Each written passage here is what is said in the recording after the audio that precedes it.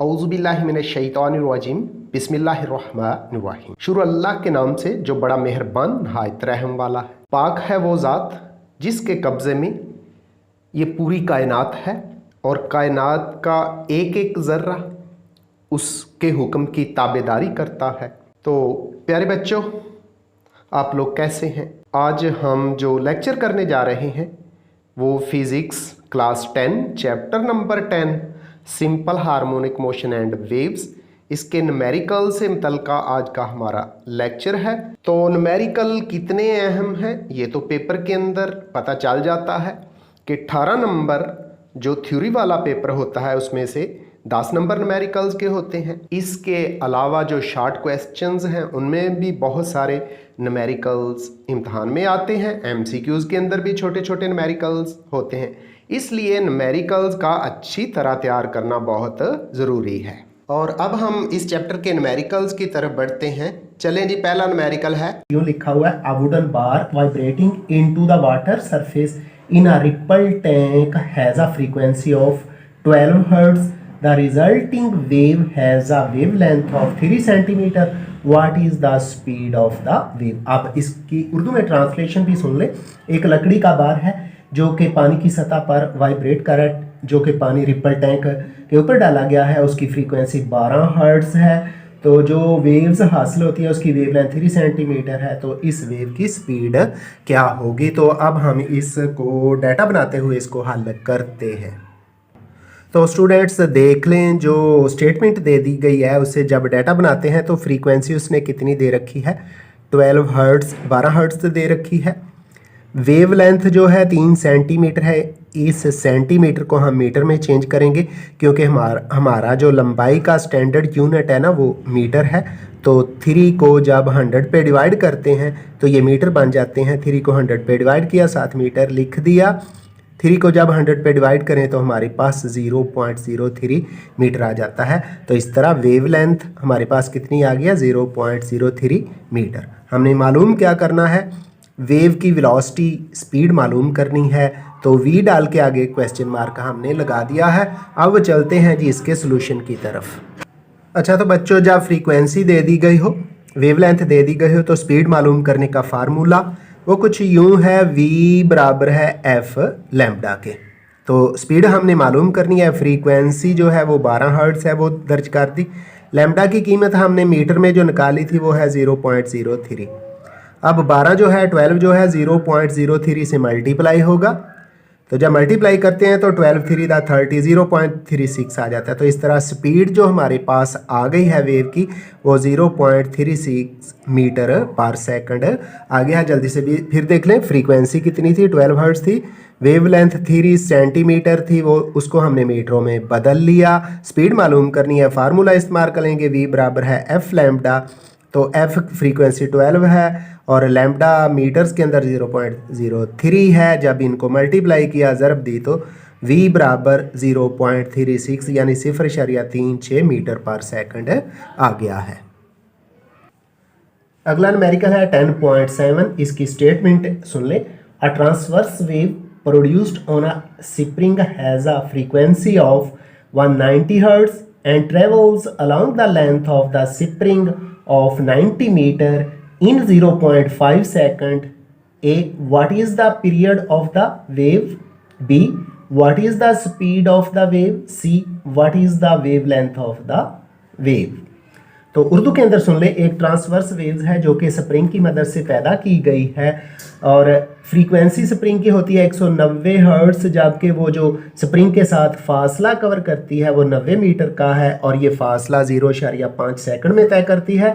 तो वेव का time period मालूम करना है, वेव की स्पीड मालूम करनी है और वेव लेंथ भी मालूम करनी है। चलें जी, हम फिर बच्चों डाटा मिल के बनाते हैं और फिर इसको हल करते हैं। तो दी गई स्टेटमेंट से डियर स्टूडेंट्स डाटा देख लें। फ्रीक्वेंसी 190 हर्ट्ज है, लेंथ जो स्प्रिंग की है 90 मीटर है, इसको डिस्टेंस फासला भी कहते हैं। जो टाइम लिया जाता है वो है 0.5 सेकंड। तो ए में टाइम पीरियड, बी है स्पीड और सी है वेव लेंथ। तो डाटा हमने बना लिया। अब ये तीनों चीज़ें इन क्वांटिटीज़ को, फ्रीक्वेंसी को, लंबाई यानी डिस्टेंस को और टाइम को इस्तेमाल करते हुए हल करते हैं।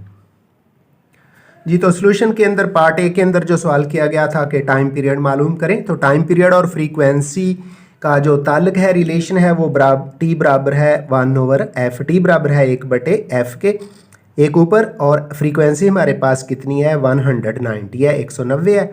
तो 1 को 190 पे डिवाइड करते हैं, कैलकुलेटर का इस्तेमाल करते हैं इस तरह। टाइम पीरियड हमारे पास आ जाता है 0.00526 सेकंड्स।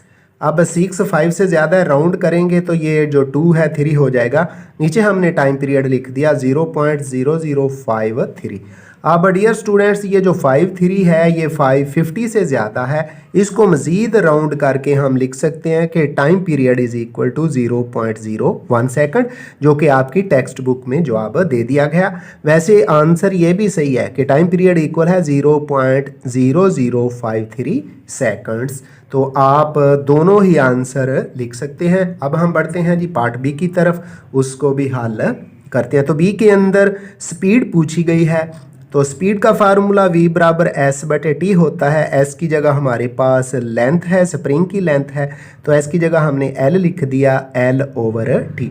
t टाइम दिया गया है और ये है 0.5। इधर मैंने बता भी दिया कि ये जो l बराबर s के है, तो v is equal to s की जगह 90 मीटर था और टाइम कितना था 0.5 था। जब 90 को 90 को 0.5 पे डिवाइड करते हैं तो हमारे पास 180 यानी उस वेव की जो स्प्रिंग के अंदर प्रोड्यूस होती हैं उनकी स्पीड कितनी आ गई है 180 मीटर पर सेकंड, यानी 180 मीटर पर सेकंड आ गया। तो तीसरा पॉइंट जो हमने मालूम करना था सी, और उसके अंदर हमने वेव लेंथ मालूम करनी है। उसका फार्मूला यानी वेलोसिटी, स्पीड, फ्रीक्वेंसी और वेव लेंथ के दरमियान एक फार्मूला मौजूद है, तीनों में एक ताल्लुक है, वो इस्तेमाल करते हैं और इसके लिए वेव लेंथ भी मालूम करते हैं।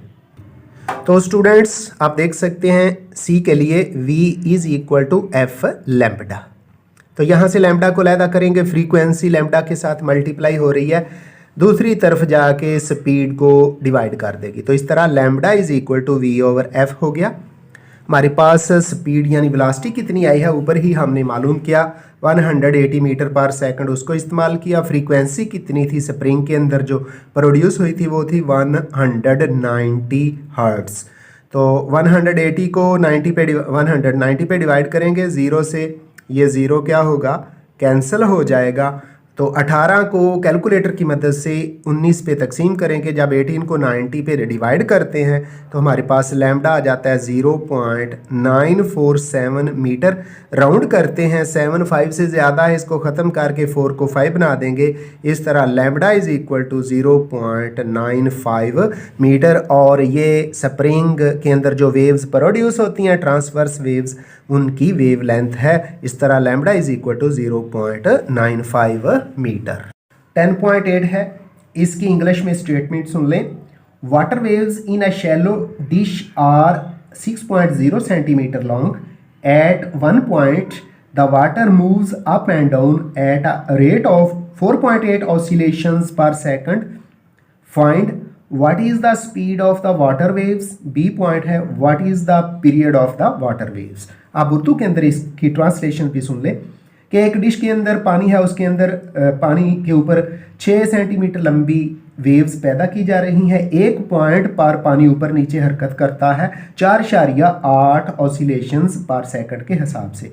तो मालूम करें कि वेव्स के अंदर वाटर वेव्स की स्पीड क्या होगी। नंबर 2 है वाटर वेव्स का टाइम पीरियड भी मालूम करें। तो प्यारे बच्चों 10.8 का डाटा देख लें। लैम्बडा यानी वेव लेंथ 6 सेंटीमीटर है, 6 सेंटीमीटर है, इसको मीटरों में चेंज करते हैं। तो जब सेंटीमीटर को मीटरों में चेंज करना होता है तो 100 पे डिवाइड करते हैं, 100 पे डिवाइड करते हैं। 6 डिवाइडेड बाय 100 मीटर लिख दिया। जब कैलकुलेटर की मदद से डिवाइड करते हैं तो ये पॉइंट में आ जाएगा 0.06 मीटर आ गया। अब फ्रीक्वेंसी जो दे रखी है एफ से जाहिर करते हैं फ्रीक्वेंसी को, is equal to 4.8 oscillations per second. तो वाइब्रेशंस की जगह ऑसिलेशन या हर्ट्स की जगह इसकी जगह हर्ट्स भी इस्तेमाल किया जा सकता है। तो ए के अंदर हमने स्पीड मालूम करनी है इन वेव्स की और बी के अंदर टाइम पीरियड मालूम करना है। तो इसको हल करते हैं। पहला फार्मूला जो हम इस्तेमाल करेंगे v बराबर एफ लैम्डा, यहाँ से स्पीड मालूम हो जाएगी। फ्रीक्वेंसी हमारे पास कितनी थी 4.8 ऑसिलेशंस पर सेकंड, तो 4.8 लिख दिया। लैम्डा यानी वेव लेंथ हमारे पास है 0.06, वो हमने पुट कर दी। अब इन दोनों को हम मल्टीप्लाई करके जवाब मालूम करते हैं।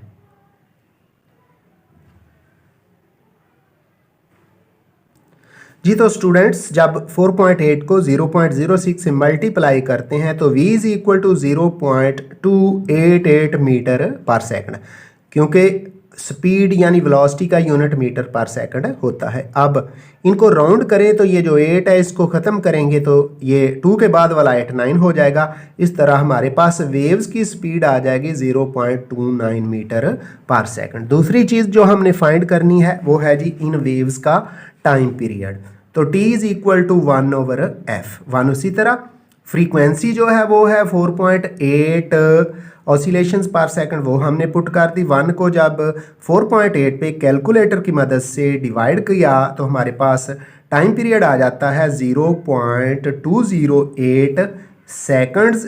राउंड करें 8 को ख़त्म करें तो इस तरह टाइम पीरियड हो जाएगा 0.21 सेकंड्स, और यही हमारा करेक्ट आंसर है।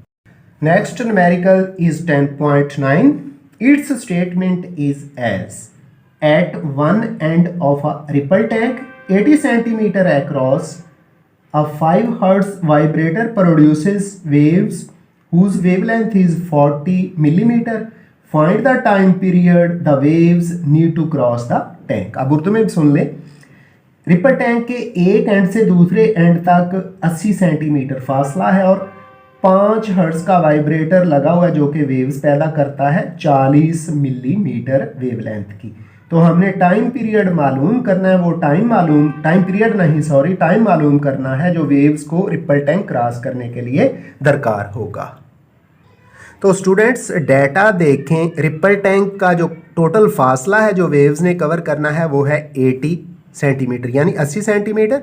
सेंटीमीटर को हम मीटर्स में चेंज करेंगे, 80 को हमने 100 पे डिवाइड कर दिया, 80 डिवाइडेड बाय 100, ये हमारे पास 0.8 मीटर डिस्टेंस आ गया है। ये रिपल टैंक का टोटल डिस्टेंस है। तो कितनी फ्रीक्वेंसी की वेव्स थी 5 हर्ट्ज फ्रीक्वेंसी, फिर 5 हर्ट्ज होगी, 5 हर्ट्ज होगी, जबकि वेव लेंथ है 40 मिलीमीटर। मिलीमीटर्स को मीटर में चेंज करने के लिए हमें 1000 यानी 1000 पे डिवाइड करना पड़ता है, क्योंकि 1 मीटर के अंदर 1000 मिलीमीटर होते हैं। जब डिवाइड किया तो हमारे पास 0.04 मीटर वेव लेंथ आ गई है। तो टाइम मालूम करना है, हल की तरफ बढ़ते हैं। तो फार्मूलाज लिखे जाएंगे, जो यहाँ 2 फार्मूलाज इस्तेमाल होंगे जो कि इस क्वेश्चन को हल करने में हमारी मदद करेंगे। जी तो स्टूडेंट्स दिए गए डाटा से जो हमने चीज़ मालूम करनी है, जो क्वांटिटी मालूम करनी है वो है टाइम। तो हमारा फार्मूला होता है v बराबर है s/t। v is equal to s/t। यहाँ t हमने मालूम करना है, t को एक तरफ कर लिया तो t is equal to v, t की जगह आ गया क्रॉस मल्टीप्लाई कर दिया, t is equal to s/v। तो s तो हमारे पास है 0.8, लेकिन वेलोसिटी यानी स्पीड नहीं है, उसके लिए पहले स्पीड मालूम करेंगे। आपको नज़र आ रहा है साइड पे एक फार्मूला लिखा हुआ है v is equal to F lambda. तो v is equal to frequency हमारे पास 5 हर्ट्ज है, वेव लेंथ है 0.04 मीटर।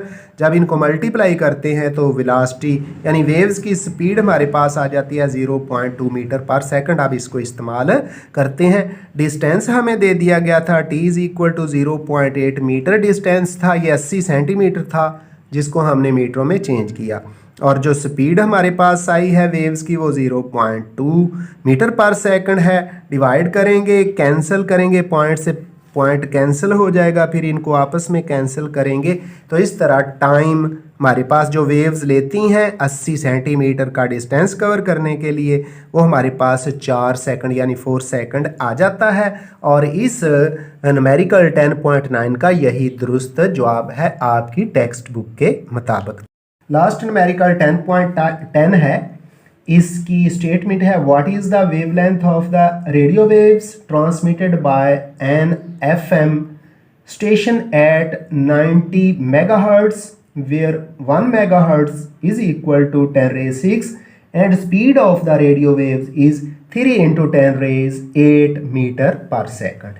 एक रेडियो स्टेशन से वेव्स निकल रही हैं और उनकी फ्रीक्वेंसी है 90 मेगाहर्ट्ज़, जबकि 1 मेगा 10 की पावर 6 के बराबर है और उन वेव्स की रेडियो वेव्स की स्पीड 3 × 10 की पावर 8 मीटर पर सेकंड है। तो आपने मालूम करना है जी वेव लेंथ क्या होगी। तो डाटा बनाते हैं और इसको हल करते हैं जी। तो डाटा के अंदर लैम्डा हमने फाइंड करना है, फ्रीक्वेंसी कितनी है वेव्स की 90 मेगा हर्ट्ज़ है, 90 मेगा हर्ट्ज़ है, 90 मल्टीप्लाइड बाय 10 की पावर 6 हर्ट्ज़, क्योंकि 1 मेगा 10 की पावर 6 हर्ट्ज़ के बराबर है। जो रेडियो वेव्स की स्पीड होती है ये स्पीड ऑफ लाइट होती है स्टूडेंट्स, और स्पीड ऑफ लाइट कितनी है 3 मल्टीप्लाइड बाय 10 की पावर 8 मीटर पर सेकंड। ये आपने याद भी रखना है, बहुत जगहों पे ये सवाल पूछा जाता है। अब हल करते हैं, फार्मूला इस्तेमाल होगा V = F लैम्डा। हमने चूंकि लैम्डा मालूम करना है, लैम्डा अपनी जगह पे रहेगा, फ्रीक्वेंसी F लैम्डा के साथ मल्टीप्लाई हो रही है, दूसरी तरफ जाके स्पीड को डिवाइड करेगी, स्पीड को तकसीम कर देगी। इस तरह लैम्डा बराबर है V/F। तो V हमारे पास कितना है 3 × 10 की पावर 8।